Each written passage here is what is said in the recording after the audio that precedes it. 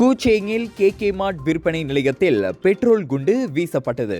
கடந்த ஒரு வாரத்தில் கே விற்பனை மையத்தில் மேற்கொள்ளப்பட்ட 3வது தாக்குதல் இது என்பதோடு கிழக்கு மலேசியாவில் முதல் முறையாக இந்த தாக்குதல் நடத்தப்பட்டுள்ளது.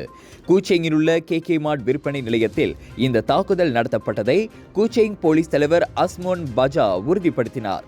ஜலான் சத்தோக்கில் உள்ள அந்த விற்பனை நிலையத்தில் இந்த தாக்குதல் நடத்தப்பட்டது குறித்து அங்கு வேலை செய்து வந்த 25 வயது நபர் புகார் செய்துள்ளார்.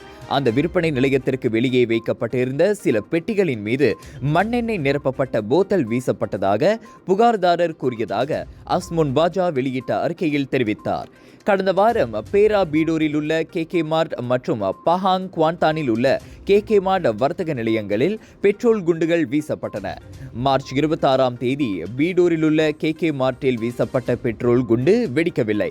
மார்ச் 29ஆம் தேதி குவான்தானில் நடத்தப்பட்ட தாக்குதலின் போது தீயில் சில பொருட்கள் வீசப்பட்ட போதிலும் அந்த வர்த்தக மையத்தின் ஊழியர்கள் உடனடியாக தீயை அணைத்தனர்.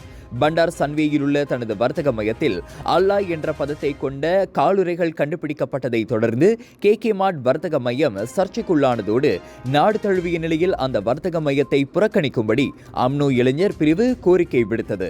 அந்த காலுறைகளை விற்பனை செய்ததன் மூலம் முஸ்லிம்களின் சமய உணர்வுகளை காயப்படுத்தியதாக கே மார்ட் வர்த்தக மையத்தின் தோற்றுவிப்பாளர் மற்றும் இயக்குனர் மீது நீதிமன்றத்தில் குற்றச்சாட்டு கொண்டு வரப்பட்டது. அந்த நடவடிக்கைக்கு உடந்தையாக இருந்ததாக ஜின் சாங் சென்றியான் பிரஹாட்டின் 3 விற்பனை அதிகாரிகள் மீதும் குற்றச்சாட்டு கொண்டு வரப்பட்டது. அவர்கள் அனைவரும் தங்களுக்கு எதிரான குற்றச்சாட்டை மறுத்து விசாரணை கோரினர்.